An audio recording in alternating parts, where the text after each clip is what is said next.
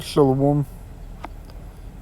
All praise, honor, and glory is due unto Yahweh, Bahashem, Yahweh Shai, Bahashem, Kokodash. Double honors to the elders and apostles of Great Millstone who were well. Peace and salutations to the elect of the nation of Israel. The true Hebrew Israelites of the so-called Negroes, so-called Hispanics, so-called Native Americans, as well as you Israelite foreigners who may look like the other nations but believe this truth. To Shalom, Yahweh, Bahashem, Yahweh Shai, Baratam. This is gonna be a lesson on the small hats, how they're not the real people, and how they play a role in World War III, which we're watching for that to happen now. And we see what's happening in the news, articles on events in the real world is fulfilling what it says in the scriptures. So this is titled United States prepares to counter Iranian attack on Israel within days, U.S. officials say.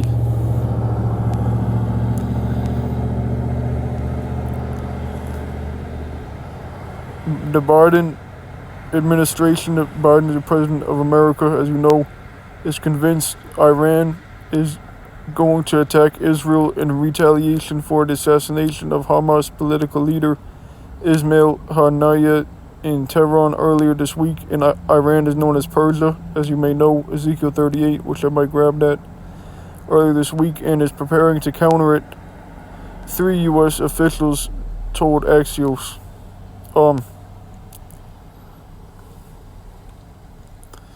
Why it matters, U.S. officials say they expect any Iranian retaliation to be from the same playbook as their April 13th attack on Israel, but potentially larger in scope, and it could involve the Lebanese Hezbollah. Iranian Supreme Leader Ayatollah Ali Khamenei and other senior Iranian political and military officials said Iran is going to retaliate for Haniyeh assassination.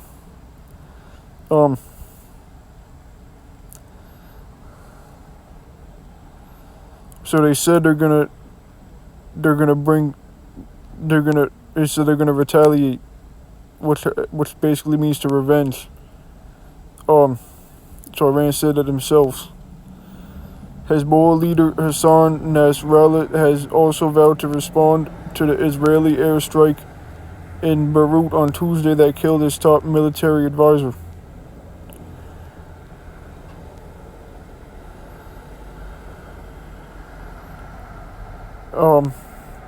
Then getting to the point, the Biden administration is concerned it may be more difficult to mobilize the same international and regional coalition of countries that defended Israel from the previous Iranian attack because Haniyeh assassination is in the context of the Israel-Hamas war, which has drawn sharp anti-Israel sentiments across the region.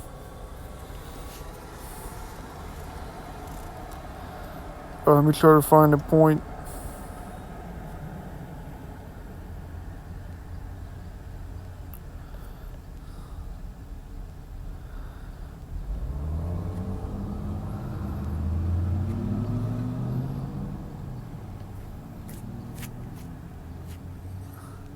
Well, the point is really in the title. U.S. prepares to counter Iranian attack on Israel within days. So, what it looks like is Israel bringing the U.S. into war.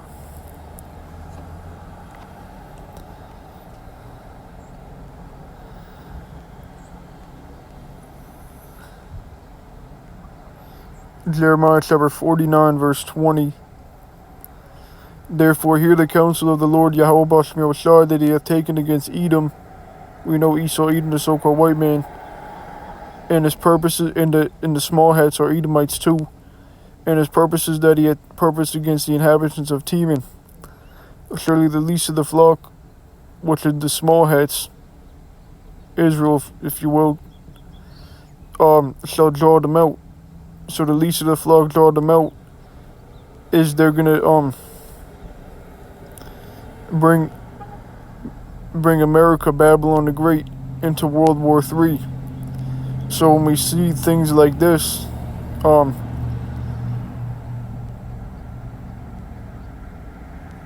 it's things like the article we just read. It boosts the spirit. It's a faith boost, and we know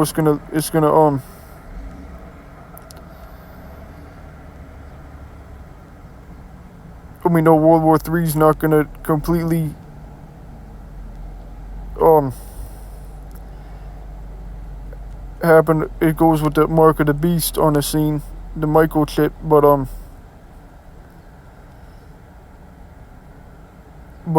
it's still a faith boost. Surely he shall make their habitations desolate with them. And another point is that you go to Jeremiah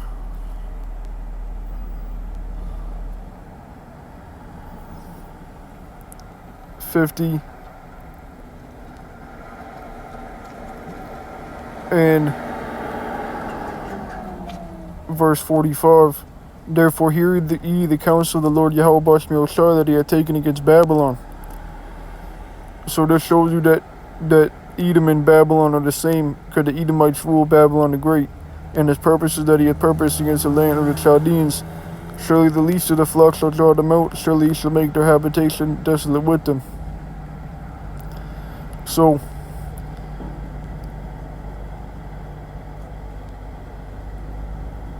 and it says the same thing as Jeremiah 49. So the Edomites rule Babylon the Great, and they're gonna, and the small ass Israel, Amalek, is gonna bring them out into World War III, Armageddon, the third woe.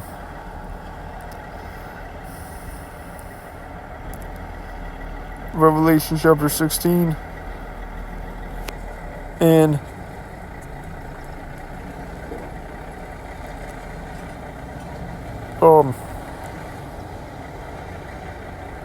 start of 15. Behold, I come as a thief. Blessed is he that watcheth and keepeth his garments. Keep the garments is this knowledge. And we're supposed to be watching the news and linking it to the scriptures. Lest he walk naked and they see his shame. Verse 16, he gathered them into a place called in the Hebrew tongue Armageddon. Which Armageddon means Harmageddon in the Hebrew, which means mountain of troops. Mountain, God, troop. Harmageddon. Which will take place in the Middle East, the Valley of Jehoshaphat.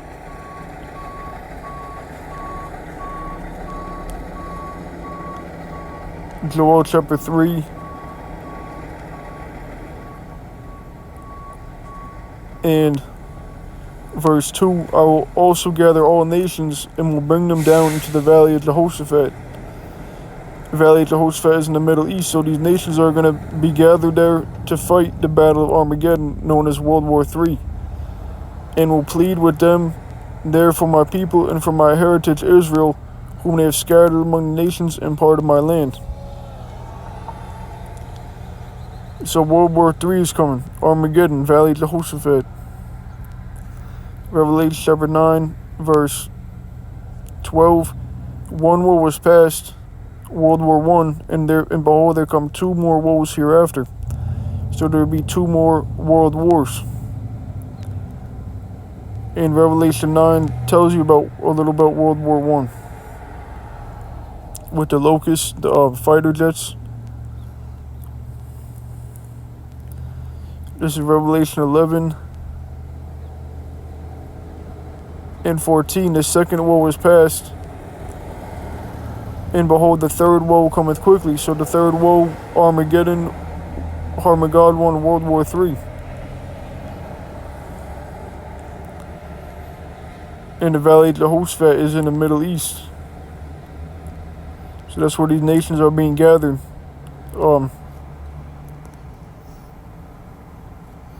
Joel chapter 2, verse 20. But I will remove far off from you the northern army, which is talking about the American military.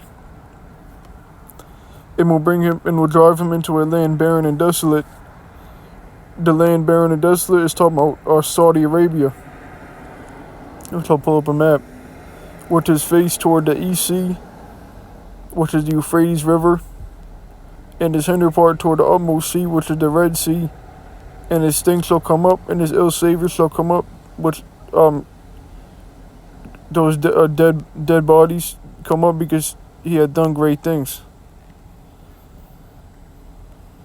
Now we pull up a map, and there are no winners of World War III.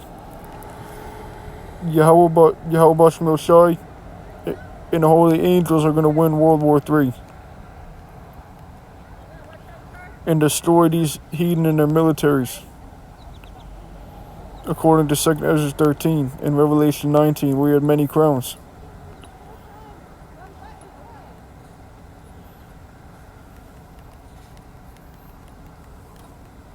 That's when the kingdom of heaven will be established on the earth.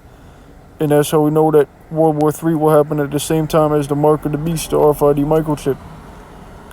Because Yahweh Shai is not returning until the microchip is on the scene during Jacob's trouble.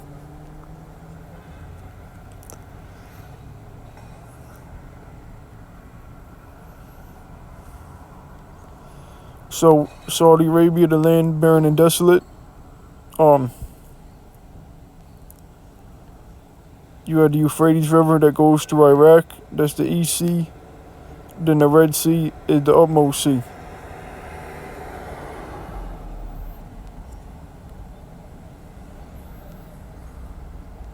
So this area is where the Middle East is where World War III, the Third War, will play out.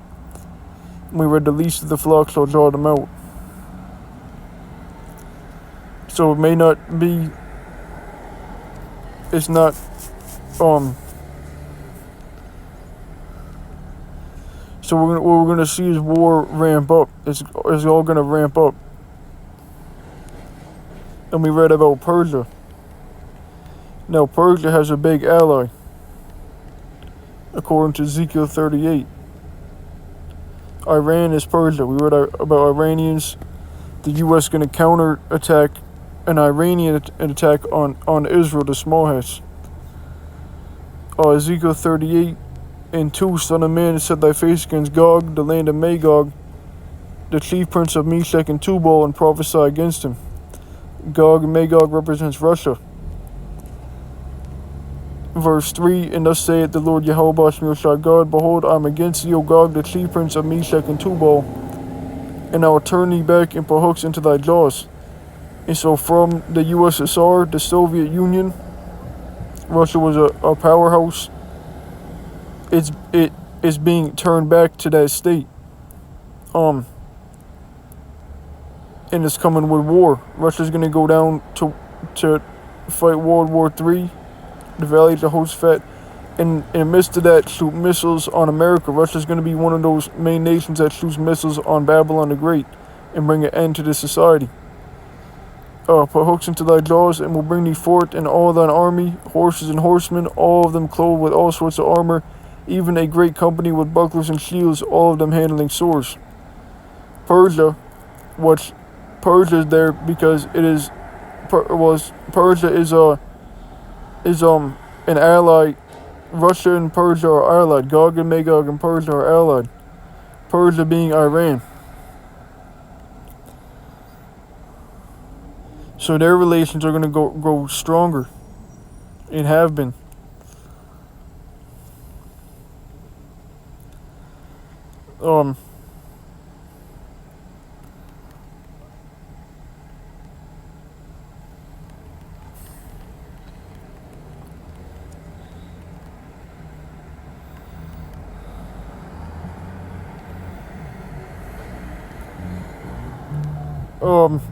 So Persia is Iran. This is a document of proof. Nor was the Persian New Year in 1935. Reza Shah Pahlavi officially changed the name of the country from Persia to Iran. So when we read Persia in Ezekiel 38, it's talking about Iran, which is one of Gog's allies. Gog Magog's allies.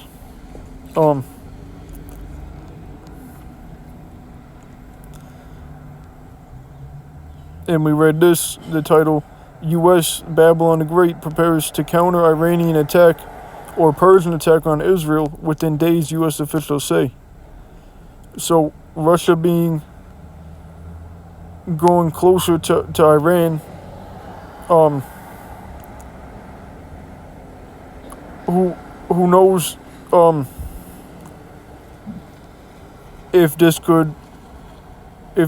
what events will play out with Russia, maybe in this scenario or maybe in the next scenario.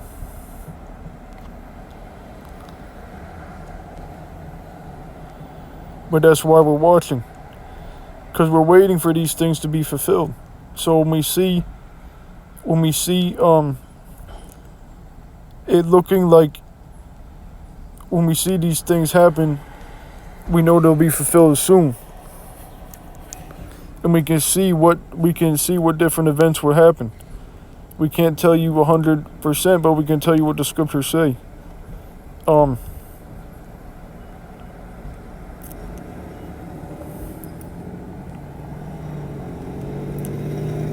Now, I'm going to pull this out. Ezekiel 39.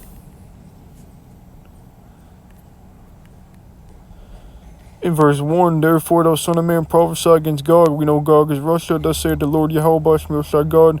Behold, I am against thee, O Gog, the chief prince of Meshach and Tubal. Same thing as Ezekiel 38. And I will turn thee back and leave but the sixth part of thee. So you cut up or chop up the Russian army into 6 parts. It says, but the sixth part of thee. And you take 5 of those 6 parts. Those are going down to the valley of Jehoshaphat. To fight Armageddon. But one of the 6 parts is going to stay.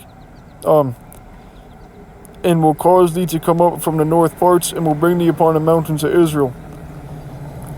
And I will smite the bow out of thy left hand. The bow is talking about those silos which the missiles are held in, and will cause thine arrows, which are the missiles, to fall out of thy right hand. Meaning that the Most High Yahweh has control of the missiles. Just like he's gonna have the control of the he's gonna make the heathen armies fight whatever like helicopter, whatever aerial army fight against Yahweh Shai. According to 2 Ezra 13, it said they were so afraid yet they durst fight. The Most High is gonna make them fight, just like the Most High is in the control of these missiles and gonna make them be shot.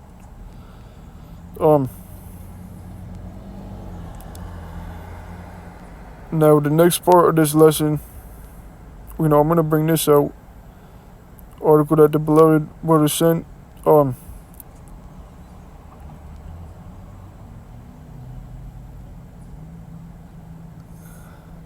Titled Israel's military starts drafting ultra-Orthodox Jews, but the battle over serving the army of God versus the army of the state isn't over, and points to key questions for the country's future.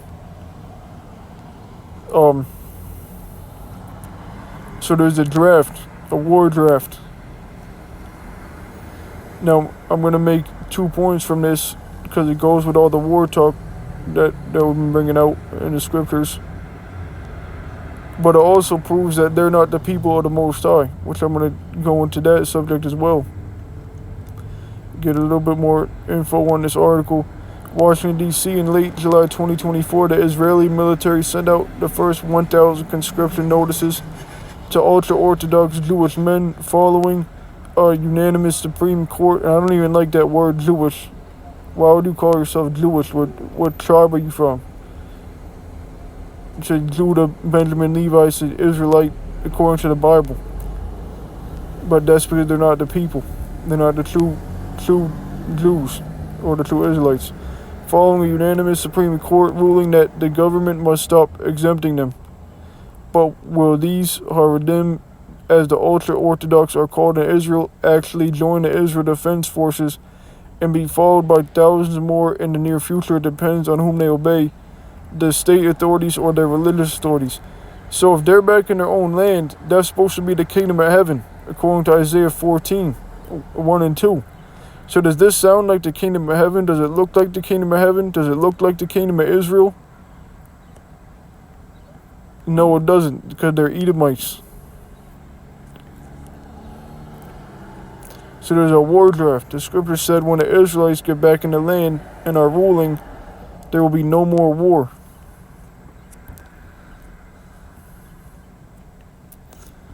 I'm going to start with this, Isaiah chapter 14, verse 1. For the Lord Yahweh Bashmil shall have mercy on Jacob and will yet choose Israel, is set them in their own land. So this is going to be in the future when Yahweh Shai the Messiah comes with the deliverance. After we see Old Testament, everything's fulfilled in the Old Testament and the New Testament concerning World War III, the destruction of Babylon the Great, and so on. And set them in their own land, so we'll be brought back into our own land. Now, you can use this to show that if the Smartites were in their own land, if they were fulfilled this, then what is written after would have to be fulfilled. And that's how we know they're not the people. And the strangers shall be joined with them and shall cleave to the house of Jacob, Israelite strangers. Verse 2, here's the point of what would happen after that proves they're not the people. And the people shall take them and bring them to their place, and the house of Israel shall possess them, and the land of the Lord Yahweh Bashmil Shai. And that's another thing, they don't call on the true name.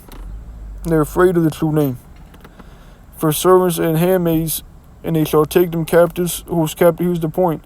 And they shall take them captives whose captives they were, and they shall rule over their oppressors. So if they're the true people, when they get back to their land, they're supposed to be taking them captives whose captives they were. So if they're fighting wars, and they're saying, no, I'm not going to fight wars. Well, let's say it was back in the time of like Judges or something, where Israel would Israel would fight. David was a warrior. So if they're the people of the Most High and they're supposed to be fulfilling prophecy and fulfilling the scriptures, then why wouldn't they be fighting?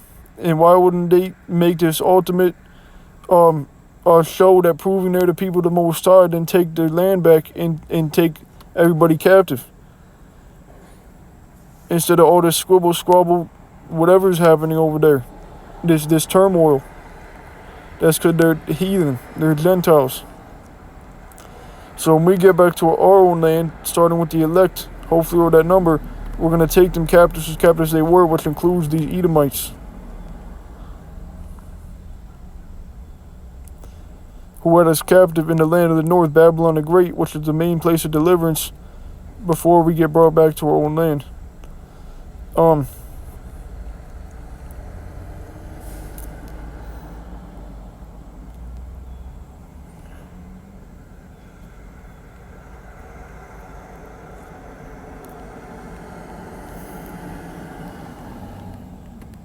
Isaiah 2.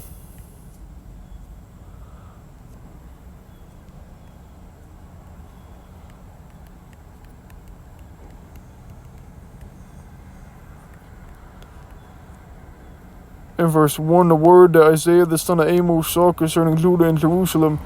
And it shall come to pass in the last days that the mountain of the Lord Yahweh Bashmil Shai's house shall be established in the top of the mountains, and shall be exalted above the hills, and all nations shall flow unto it. And we know mountains represent governments. And so this is when Israel is established. Well, the kingdom is growing now with this word being pushed.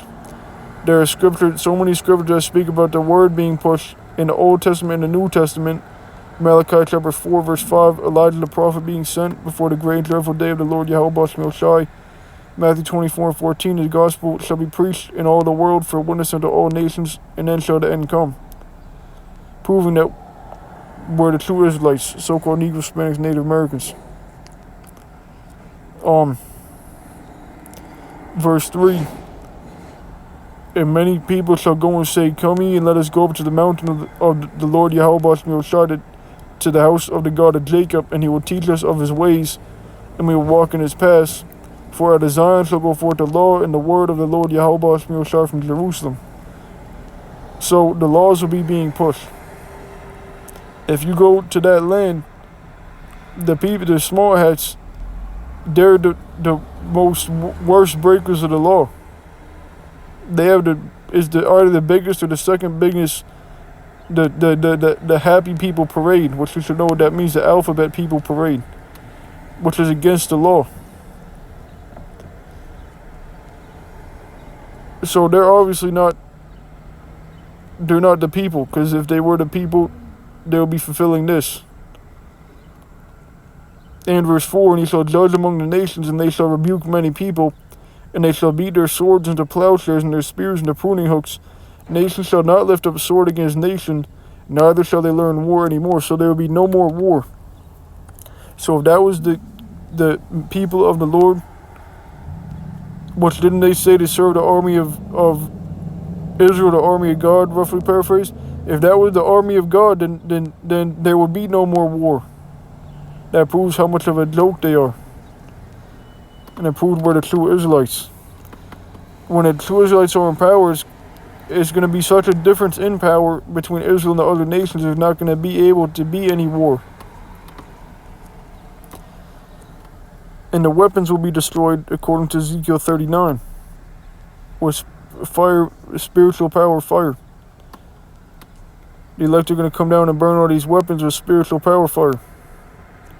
That's what it says in Ezekiel 39. And all the Israelites would have the laws written. We would be under the new covenant, where we wouldn't even be able to break the laws.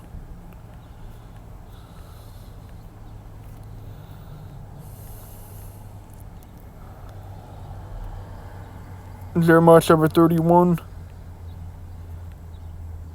and verse 30. 2, not according to the covenant that I made. I'll start at verse. Well, yeah, that's good. Not according to the covenant that I made with their fathers back in the day that I took them by the hand to bring them out of the land of Egypt, which my covenant they break. Although I was an husband unto them, saith the Lord Yahweh Bashmi. But this shall be the covenant that I will make with the house of Israel. After those days, saith the Lord Yahweh Bashmi, I will put my law in their inward parts, and write it in their hearts, and will be their God, and they shall be my people. And they shall teach no more every man his neighbor. So this is specific for the Israelites, the new covenant. And they shall teach no more every man his neighbor, and every man his brother, saying, Know the Lord Yahweh Bashmi, for they shall all know me, from the least of them unto the greatest of them, saith the Lord Yahweh Bashmi, for I will forgive their iniquity, and I will remember their sin no more. So we will have the laws in us, we won't be able to sin. Sin is a transgression of the law, 1 John 3, verse 4. So, when we get back to our own land, we're going to be under the new covenant. And nobody is going to be able to sin. The laws will be taught to the heathen. So, first of all, no man on the earth is keeping the laws perfectly. Second of all, the people, the smallest that call themselves keeping the laws, there's only a very small portion of them. So they're all supposed to be under the new covenant because they're back in their own land. So what sense does that make? Especially if they say they're fulfilling prophecy and fulfilling scriptures. Because they're not fulfilling anything but what is said about the Edomite and the heathen being in our land. Ezekiel chapter 36 verse 5. Therefore thus saith the Lord Yahweh God, surely in the fire of my jealousy have I spoken against the residue of the heathen, and against all Idumea. Idumea and Edom are the same, which have appointed my land into their possession, with the joy of all their heart, with despiteful minds to cast it out for a prey, which goes with the 1948 Balfour Declaration, that's when the small hats started going into the land, which are Edomites. That was the Edomites taking our land and bringing it to themselves.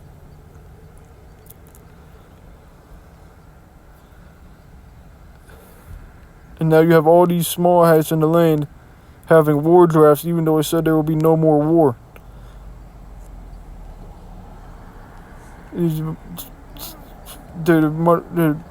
effing jokes. Now you might have real Israelites scattered among them, or small might have been scattered among them. Get Israel scattered in all nations. Many scriptures on that.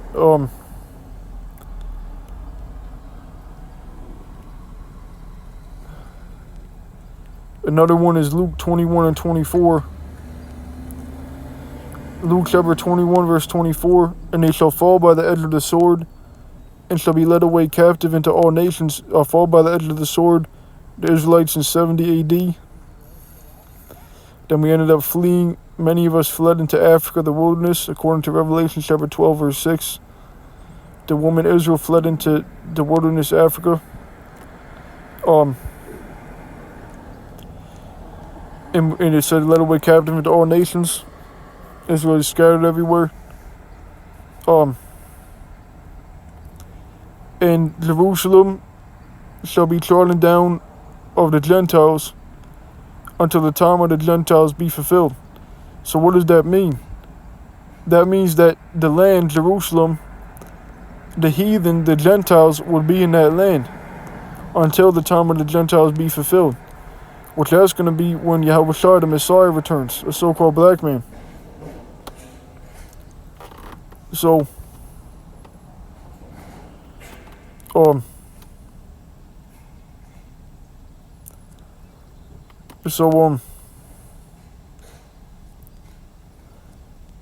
if Jerusalem shall be trodden down of the Gentiles until the time of the Gentiles be fulfilled, that means the people in our land, calling themselves the Jewish, are not the true people of the Most High. Isaiah chapter 1 verse 7. Your country is desolate, your cities are burned with fire. That goes back to 70 AD. What we read in Luke 21, shall fall by the edge of the sword, 70 AD. Your land strangers devour in your presence, and it is desolate as overthrown by strangers, which that goes into the Balfour Declaration. Then all these small heads started going up in there. So, Ezekiel 36 and 5. So this goes perfectly with that Luke 21 and 24, because it starts with 70 AD, and then it goes with the small heads being in our land. And that's all going to change. In Zechariah chapter 9 verse 6, and a bastard, Amalek, those small heads, shall dwell in Ashdod, which Ashdod is a city in Israel. And the small heads are dwelling in Israel right now, the land. And I'll cut off the pride of the Philistines.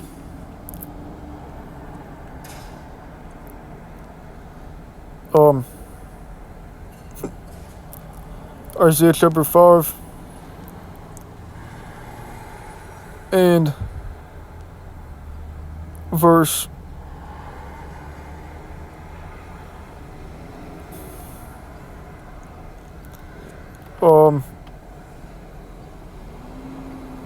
verse 5. And now go to, I will tell you what I will do to my vineyard. I will take away the hedge thereof, and it shall be eaten up, and break down the wall thereof. And our walls were broken down in 70 AD. So we read about the fire, and the walls broke down in 70 AD, and it shall be trodden down. And I will lay it waste, it shall not be pruned nor digged, but there shall come up briars and thorns. I will also command the clouds that they rain no rain upon it. This is why they had to bring in trees. Why the hell would they have to bring in trees to plant?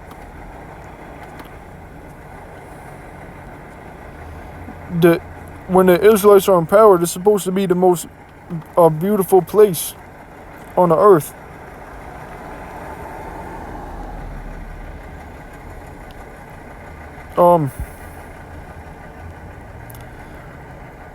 There's supposed to be cities paved with gold when the Israelites are in power. We're going to be walking on the streets of gold.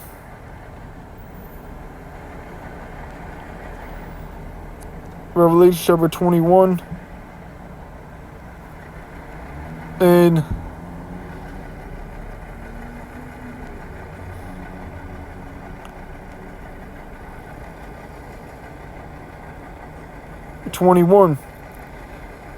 And the 12 gates were 12 pearls. Every civil gate was of 1 pearl.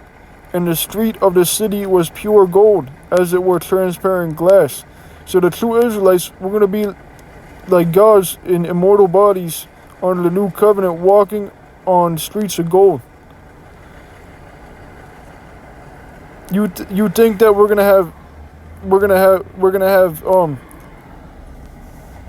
crappy land in that time? Hell no.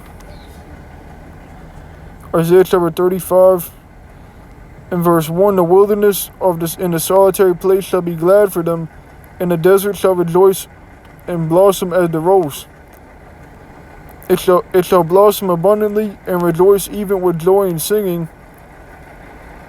And the glory of Lebanon, which Lebanon has to do with trees, known for trees, shall be given unto it, and the excellency of Carmel and Sharon, they shall see the glory of the Lord Yahweh Shai, and the excellency of our God. So we're going to have the best land. So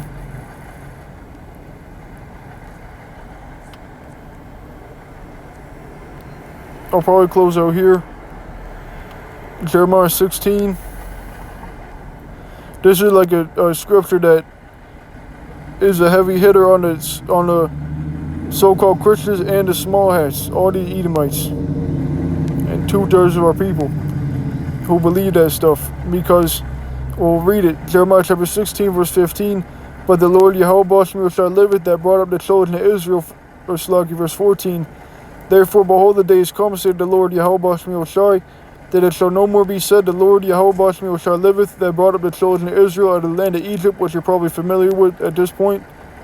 But the Lord Yahweh Shai liveth, that brought up the children of Israel out of the land of the north, which that's talking about Babylon the Great, America, and from all the lands whither he had driven them. So Israelites scattered everywhere, and I'll bring them again into the land that I've given to their fathers. So there will be a great deliverance from the land of the north and from all these different lands. Then, and it will be in the land of our captivity, then we will be brought back into our own land, fulfilling Isaiah 14 verses 1 and 2. So this never happened to the small hats. And it shows you it will be a great deliverance. Let's go with Matthew 24. The Messiah is talking about so much in the Old Testament. Just for the smarts that many of them don't believe in the Messiah. First, he's a so-called black man, which proved the Israelites will be dark-skinned, so-called Negroes, Hispanics, Native Americans. And two, he's all over the Old Testament. Genesis 49. And he's all over, Yahweh Shai is all over Isaiah. What is his true name? Matthew 24 and 29. Immediately after the tribulation of those days, Jacob's trouble is also in the Old Testament. Shall the sun be darkened, and the moon shall not give her light, and the stars shall fall from heaven. Those are the missiles, and the powers of the heavens shall be shaken, and then shall appear the sign of the Son of Man in heaven, and then shall all the tribes of the earth mourn, and they shall see the Son of Man, Yahweh Shai, coming in the clouds, the Messiah coming in the clouds of heaven, the clouds of the so-called UFOs, with power and great glory. And he shall send his angels with a great sound of a trumpet, and they shall gather together his elect from the four winds. The elect are the Israelites chosen for salvation, from one end of heaven unto the other. So Israelites scattered everywhere, being delivered by the Messiah during World War III, which we've been reading about. And then the Israelites will be delivered from the north and from all the lands we've been scattered and brought back to our own land. Yahweh Shai is going to make war with these other nations and take his place on the throne. Revelation 19 and verse 11. And I saw heaven open, and behold a white horse. The white horse of the chariots. Yahweh Shai is returning in the clouds, and so-called UFOs with the holy angels. And he that sat upon him was called faithful and true, and in righteousness he doth judge and make war. His eyes was a flame of fire, and on his head were many crowns. Had many crowns, meaning when Yahweh Shai comes back, he's coming to take the positions of the rulers, and and then from that point it's gonna be his kingdom. And he had a name written that no man knew but himself, and he was clothed with a vesture dipped in blood, and his name is called the Word of Yahweh Shai. So I hope that was edifying. With that, I'll give all praise, honor, and glory unto Yahweh, Bashem, Yahweh Shai, Bashem, Kakodash. See if I have anything else.